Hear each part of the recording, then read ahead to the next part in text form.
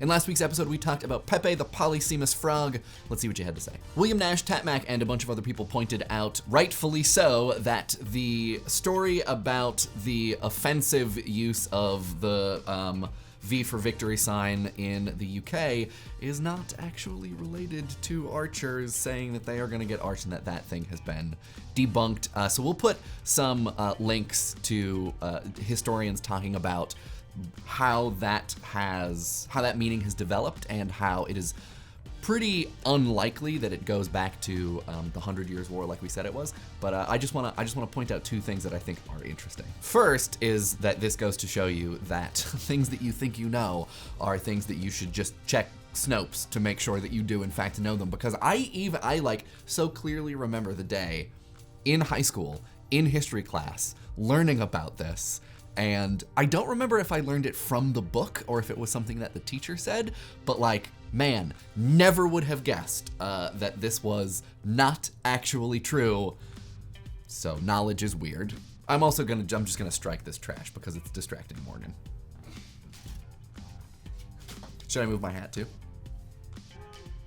And the second thing is that even if it is incorrect, it doesn't change the fact that use is still homonymous and not polysemous, which I think is really interesting. That it is, even if the use itself as an insult is polysemous and that it is related to the earlier uses as a sign for peace or victory, this misunderstanding separates that tradition and creates a new one. And so even though that knowledge is incorrect, the conclusion weirdly kind of still stands.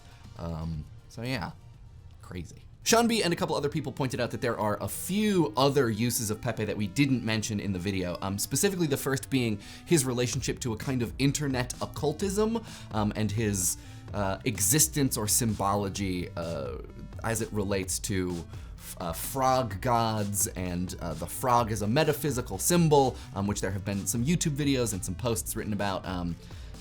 We'll include some links to that in the description. And also the use of Pepe as a symbol of the kind of jokey in-group / fake nation of Kekistan or Kekistan, and his relationship to a kind of quote-unquote ethnic group of internet posters, which is, as is often the case when we don't talk about something, even though they're big uses, we got to cut ourselves off somewhere, or else we're going to be making 20-minute episodes. But yeah, I think this is part of the conversation, and I think will become more part of the conversation possibly if the groups of people who identify Pepe as primarily these things, a sort of metaphysical symbol or a symbol of some invented country or jokey membership to that invented country, become large. If those groups become large, then maybe that will dictate what Pepe means to the larger community, or to the larger conversation on the internet. As of right now, I at least view them as relatively niche, at least in comparison to Pepe's understanding as a hate symbol, something covered by the ADL. But yeah, definitely a part of this conversation. Pedroxboy draws a similarity between the way Pepe is and perhaps will continue to change meaning to the meaning of that ubiquitous sort of that Che Guevara symbol of his face that you've seen in a lot of places on t-shirts. I actually saw one on the back of a Jeep on the way to the studio today. And I think that this is, there's a lot of sort of co-option, right, of these countercultural symbols into very sort of mundane, almost, like Pedroxboy says, capitalist symbols. And the one that comes immediately to my mind is the one from my youth, the anarchy symbol, which was plastered on every product you could possibly imagine in the mid to late 90s. And you had people who were announcing their allegiance to anarchy by, purchasing mugs with the anarchy symbol at Hot Topic, which is about as opposite as you can get from the root philosophy there. But I think, this is the way that these symbols are taken on and changed, especially by commercial forces, is definitely one model of looking at how you might change or how Pepe might be changed. And that maybe the solution to reclaim Pepe is to make him as normy as humanly possible and to put him on some t-shirts at Hot Topic. EvilCaz200 says that there maybe isn't even really any saving necessary, but rather we should understand what Pepe is, and that Pepe is not something that has a specific meaning, and that Pepe is really like a brush or a color. And I saw a couple other comments that were things like, you know, Pepe is not a symbol, Pepe is a canvas. Pepe is something that doesn't have a primary meaning except for what people believe his primary meaning is. And so, you know, if we can develop our understanding of what exactly this frog character is at his base, then you might find that there is no reclaiming necessary, there's no changing of meaning or challenging or rescuing that needs to be done.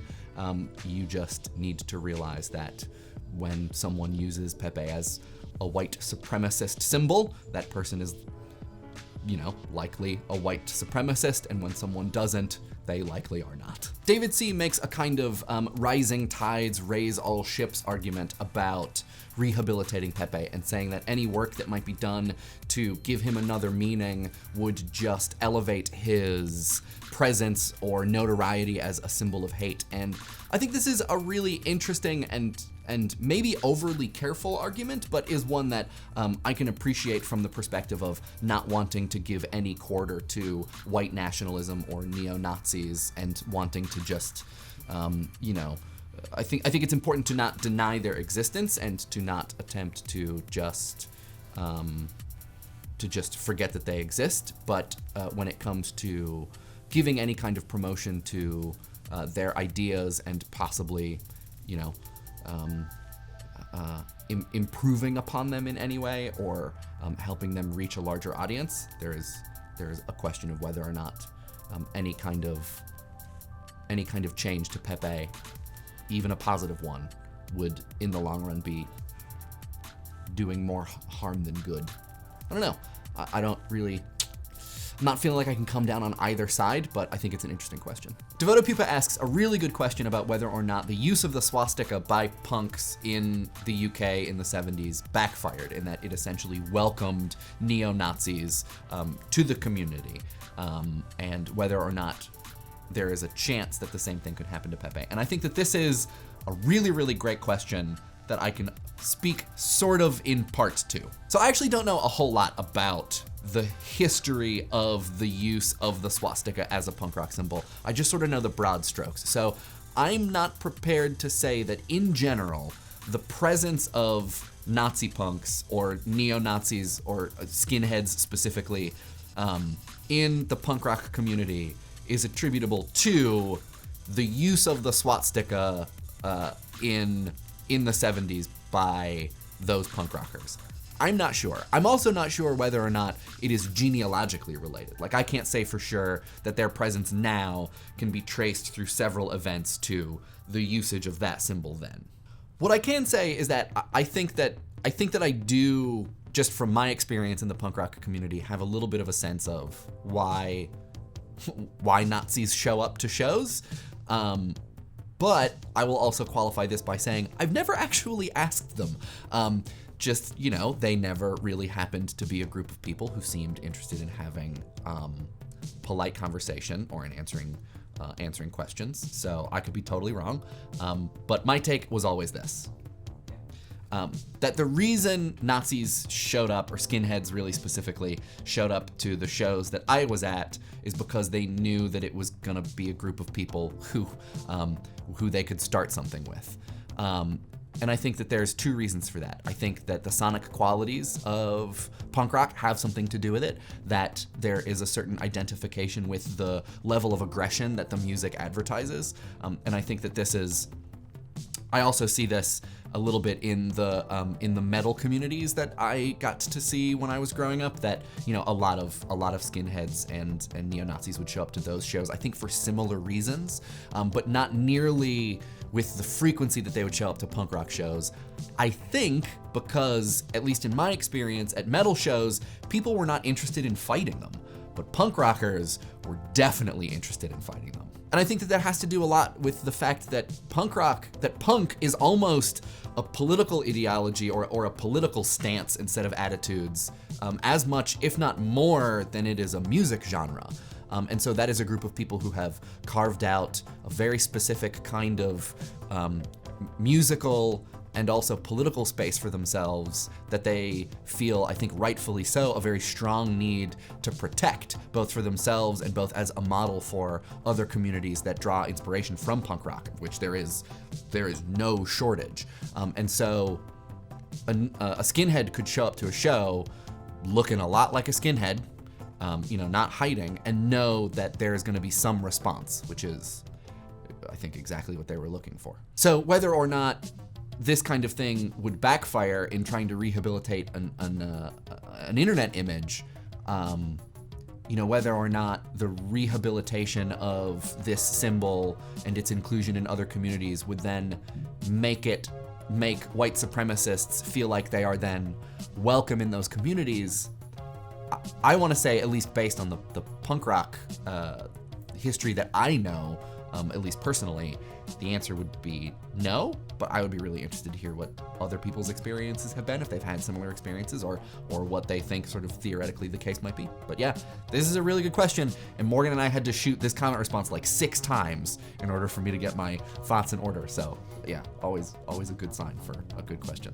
Rockthecashbar, who has this is a good A+ username, asks whether or not there are essentially any uncorruptible symbols, and I would wager that probably not. There's probably not anything that is inherently uncorruptible, but my immediate impulse was to think about the most used emojis and whether or not it would be unlikely that you would be able to change the meaning of the most popular emojis significantly enough to make them mean something that is very negative or widely recognized as being hateful or inappropriate. You know, I'm thinking about smiley emojis, or I'm thinking about the crying while laughing emoji. Those to me seem like really good candidates. I almost feel like there was some discussion about Bugs Bunny, and I almost feel like popular characters and images laden with a kind of specific meaning might almost be easier, but I can't exactly say why. But I think this is a great question. I'd be curious to know what other people think about images that they think are uncorruptible.